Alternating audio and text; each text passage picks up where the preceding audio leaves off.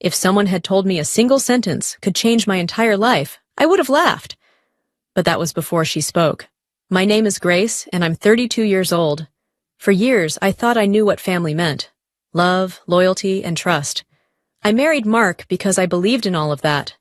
I believed in him. I believed in us.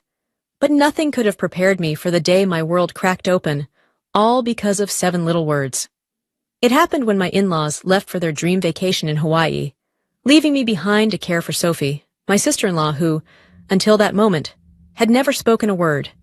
We all thought she was silent, fragile, broken. But in a matter of seconds, Sophie shattered every illusion I had ever held, and with it, she handed me the truth I had been too blind to see. This is the story of how one quiet girl helped me find my voice and my freedom. I met Mark when I was 27 at a friend's birthday party in Charlotte. He was charming, funny, and had that polished confidence that drew people in. I was working as a junior designer for a small fashion brand at the time, barely making rent, but proud of every step I'd fought to take on my own. Mark was different from anyone I'd dated. He was stable, successful, and, in the beginning, thoughtful in a way that made me believe I'd finally found someone who valued me. We fell in love fast, too fast maybe. 6 months later, he proposed on a quiet beach during sunset, and despite a tiny voice in my gut telling me to slow down, I said yes. I wanted so badly to build a home, to be part of something solid. Mark's family, the Crawfords, seemed picture-perfect from the outside. His mother, Evelyn, all grace and poise. His sister, Sophie, quiet but sweet. And his father, always working but generous. After we married, Mark suggested I quit my job and focus on starting a family. He said I deserved a break, and honestly, part of me wanted that too. So I gave up my career and settled into the role of a full-time wife. At first, it felt almost like a fairy tale. Lazy mornings, weekend trips, and the kind of stability I thought I'd always wanted. But the cracks started to show faster than I expected. Evelyn had a way of making me feel small with just a glance. Every visit to their pristine house felt like a test I couldn't pass. She'd comment on my cooking, the way I folded towels, even the shoes I wore. "You're representing the Crawfords now," she'd say pointedly, as if I were some outsider who'd stumbled in uninvited. Mark at first would laugh it off. "That's just my mom," he'd say with a shrug, like it was nothing. But soon I noticed how he began to change too. The affection that once felt effortless became something I had to chase. Our dinners grew quieter, our conversations shorter. He worked late more often, and when he was home, his eyes were usually glued to his phone. Still, I tried. I cleaned, cooked, smiled through the tension, told myself this was just a phase. And through it all, there was Sophie, Mark's younger sister, who had been diagnosed with severe nerve damage after a childhood illness. She couldn't speak or walk, and yet there was a gentleness about her that drew me in. While Evelyn bossed me around and Mark drifted further away, Sophie was the only one who made me feel seen. I started spending more time with her. She'd sit by the window, sketching little pictures with surprising skill. We developed a silent understanding. I'd bring her tea. She'd offer me a shy smile. I couldn't explain it, but with Sophie, I felt like I didn't have to pretend. If only I had known how much she was pretending, too. Looking back now, I realized the signs had been there all along. Mark's distant stares, his clipped responses, the way his phone was always flipped over on the table. But at the time, I wanted so badly to believe everything was fine that I ignored the nagging ache in my chest. One evening, as I was folding laundry in our small apartment, Mark came home later than usual. His tie was loose, his eyes tired, and before I could even ask, he mumbled something about back-to-back meetings. I brought him a plate of dinner, but he barely touched it. Instead, he sat there scrolling through his phone, so checked out that it felt like I was dining alone. Sophie became my refuge. I visited her almost every other day, finding quiet comfort in her presence. I'd sit beside her while she sketched, and we'd share peaceful silences that felt more genuine than any words Mark had spoken to me in months. Over time, I noticed Sophie's drawings shifted, from simple flowers and houses to more emotional, almost haunting pieces. One day, She handed me a sketch of a woman standing alone at the edge of a cliff, wind whipping through her hair. There was something eerily familiar about it, something that made my stomach twist. I glanced at Sophie, searching her eyes for answers, but she just gave me a soft smile and pointed at her heart. I didn't know what to make of it at the time. Then came the trip to Hawaii. It was a rainy Saturday morning when Mark sat me down in the kitchen. He looked uncomfortable, like he was rehearsing bad news. "My parents and I are going to Hawaii next week," he said, avoiding my gaze. "Oh," I replied, a bit stunned. "And what about me?" He hesitated. "We thought it'd be best if you stayed here to look after Sophie. Traveling's too hard for her, and honestly, Mom thinks you're the best person for the job." I felt a cold wave of disappointment wash over me. Hawaii was a place we'd once dreamed of visiting together. Now, they were going without me, and I was being left behind, once again, to play caretaker. I wanted to protest, to ask why I hadn't been part of the conversation.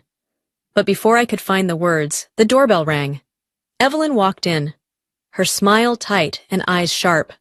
"Mark explained everything, didn't he?" she said, her tone leaving no room for argument. "We're counting on you." I forced a polite smile, my hands clenched under the table. "Of course. I'll take good care of Sophie." Evelyn nodded, satisfied, and turned to leave. As soon as the door shut behind them, Mark gave me a brief, almost guilty look. "Thanks, Grace. I owe you." And just like that, he was gone. Left alone in the quiet apartment, I stared at the empty hallway, a sinking feeling settling deep in my gut. Something wasn't right. I didn't know what it was yet, but I could feel it coming, like a storm gathering just out of sight. A few days later, I moved into Mark's parents' house to stay with Sophie. When I arrived, she was waiting by the window, her eyes lighting up when she saw me. I sat beside her, brushing a strand of hair from her face. "Looks like it's just us now," I signed with a small smile. Sophie's expression darkened slightly. She signed back, "They left you again." The words hit me harder than I expected. I nodded slowly, my throat tight. "Yes," I signed back. "They left." But then Sophie did something that made my heart race. She signed again, her movements deliberate and clear. "We have our own plans. They'll be surprised." I stared at her, stunned. And for the first time, I realized that Sophie had been holding on to a secret far bigger than I ever imagined. The next morning felt different. There was a quiet tension in the air, like the house itself was holding its breath. I brought Sophie her usual cup of tea and found her sitting by the window, gazing out at the garden. I knocked gently and stepped inside. "Good morning," I said softly. But instead of her usual nod or smile, Sophie did something that made my world tilt on its axis. She stood up. I froze, the cup trembling in my hand. "Sophie, what are you doing?" I whispered, my heart thudding wildly. She stepped forward, her movements smooth and steady, and looked me straight in the eye. Then, for the first time since I'd known her, Sophie spoke, her voice soft but unwavering. "Grace, sit down. There's something you need to know." I nearly dropped the cup. You can talk? You can walk?" I stammered, struggling to process what I was seeing. Sophie nodded calmly. "I never lost the ability. It was all an act, a shield I had to maintain to protect myself from Evelyn." My mind raced. Memories flashed. Every time I'd pushed her wheelchair, every word I'd signed, every look of quiet sadness I thought I understood. It had all been a lie? "Why?" I finally managed to ask, my voice cracking. Sophie sat down across from me, her gaze steady. "Because I'm not who they say I am. Evelyn isn't my real mother. My father was married before, and I'm his daughter from that marriage. After he died, Evelyn took control of everything. She saw me as nothing more than a burden, a mistake she had to tolerate. When I was 10, I got sick. Evelyn delayed taking me to the hospital, hoping the illness would do her dirty work. I survived. But when the neighbors started asking questions, she told everyone I had brain damage. I realized then that the less of a threat I appeared, the more freedom I had. I sat there stunned, my thoughts colliding like a train wreck. But why tell me this now? Sophie's eyes gleamed with something I hadn't seen before. Determination. Because it's time to stop hiding. I've been waiting for the right moment, and this is it. Evelyn and Mark think they've won, leaving you behind like a discarded toy. But they don't realize they just gave us the upper hand. She stood and walked to the closet, pulling out a small suitcase and a folder. I've been planning this for years, she said, opening the folder to reveal documents, photographs, and, shockingly, recordings. Every time Evelyn and Mark plotted something behind your back, I documented it. I knew one day it would be useful. My head spun. You knew all along what they were doing? Sophie nodded. I saw how they treated you, Grace. I saw the coldness, the manipulation. And I knew you were better than all of it. That's why I'm trusting you now. She pulled out 2 plane tickets. We're going to Hawaii. I blinked, completely thrown. What? Mark and Evelyn think they've escaped, but we're going to show them that their little paradise isn't as safe as they think. We'll confront them, with proof, and make sure they can never hurt you again. I stared at her, my pulse racing. Part of me was terrified, but another part, the part that had been quietly breaking all these months, felt something else. Relief. A spark of hope. I looked at Sophie, her strength radiating through every word and action, and I realized she wasn't just helping me, she was setting both of us free. Are you sure about this? I asked quietly. Sophie's lips curved into a small, confident smile. I've never been more sure of anything.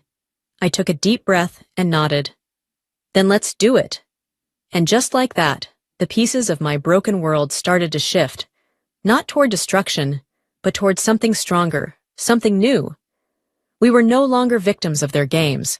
We were about to become the authors of our own ending. The plane touched down in Honolulu just after sunrise, bathing everything in soft gold. I sat beside Sophie, still stunned by how much my life had changed in just a few days. Less than a week ago, I'd been a silent bystander in my own marriage. Now I was about to face my husband and mother-in-law head-on, armed with the truth. Sophie was calm, her sunglasses on, looking every bit the confident woman she was always meant to be. She squeezed my hand as we left the airport. Remember, she whispered, this isn't about revenge, it's about reclaiming your power. We checked into a beachfront resort. A different building, but the same property where Mark and Evelyn were staying. Sophie had planned every detail down to the minute. That evening, we got dressed for dinner. Sophie in a sleek emerald blouse, her hair pulled back in a chic ponytail, and me in a navy dress that made me feel stronger just wearing it. At 7 p.m., we slipped quietly into the poolside restaurant. The place was buzzing with laughter and clinking glasses, but my eyes locked instantly onto Mark and Evelyn, sitting at a candlelit table, with another woman. My heart clenched. The woman was younger, polished, leaning in close to Mark, with a hand resting on his arm. Evelyn looked thrilled, raising her wineglass like she didn't have a care in the world. Sophie tugged me back behind a row of potted palms. That's her, she whispered. The one he's been seeing. I recognized her from the photos on Evelyn's phone. I swallowed hard, my hands shaking slightly. What's the plan? Sophie gave me a cool smile and handed me an earpiece. I planted a small recorder under their table earlier. Let's see what they've been saying. I slid the earpiece in. At first, just clinking glasses and background noise. Then Evelyn's sharp voice cut through. She's useless, Mark. You made the right call. Once you divorce her, we can finally move on without dead weight. Mark's voice followed, low and smug. Yeah. My lawyer says if we frame it right, I won't have to pay her anything. Emotional neglect, or something like that. My stomach turned. I yanked the earpiece out and met Sophie's gaze. No more hiding. We stepped out of the shadows, heels clicking on the polished wood deck. Mark looked up first. His eyes widened in horror, his fork clattering onto his plate. Evelyn froze mid-sip, her eyes narrowing in disbelief. Good evening, I said, my voice clear and steady. I hope you're enjoying your little celebration. Grace, Whoa, what are you doing here? Mark stammered, standing up so fast his chair nearly toppled. Before I could answer, Sophie stepped forward. She looked straight at Evelyn and smiled coldly. Hi, Mom. Evelyn's face drained of color. You're walking? Sophie nodded slowly. I've been walking for years, but you preferred me silent and weak, remember? So I let you believe it. The woman sitting next to Mark looked like she wanted to sink into the floor. She quietly scooted her chair back, eyes darting around. I pulled out my phone and hit play on the recording. Mark's and Evelyn's voices rang out loud and clear over the quiet restaurant noise. Every word, every cruel intention, laid bare for everyone nearby to hear. Mark lunged forward, hissing, "Turn that off! You're making a scene!" I held his gaze, my voice ice cold. You made this scene, Mark. I'm just giving it a spotlight. Other diners began to stare, whispering behind their menus. Evelyn's hands trembled as she set her glass down. Grace, we can explain. No need. I cut in sharply. I have all I need, and my lawyer will too. Mark's face twisted with anger and panic. You think this is going to fix anything? You're ruining everything. I smiled softly. No, Mark. I'm saving myself. Big difference. Sophie stepped up beside me. And if you think we're done here, she added coolly, think again. Mark's mistress grabbed her purse and practically ran out of the restaurant, leaving him standing there, fists clenched, humiliated. Security approached, politely, but firmly asking Mark and Evelyn to leave after disturbing the peace. I watched them go, their once proud figures shrinking as they disappeared into the night. Sophie and I sat down at a quiet corner table, breathing in the salty air, the tension finally melting away. She raised her glass of sparkling water. To freedom, she said, her eyes shining. I clinked my glass against hers, a slow smile spreading across my face, to finally being seen and heard. And for the first time in a long, long time, I felt free. The days after our confrontation in Hawaii felt like waking up from a long, twisted dream. I returned home stronger, no longer haunted by the endless loop of guilt and self-doubt that had weighed me down for so long.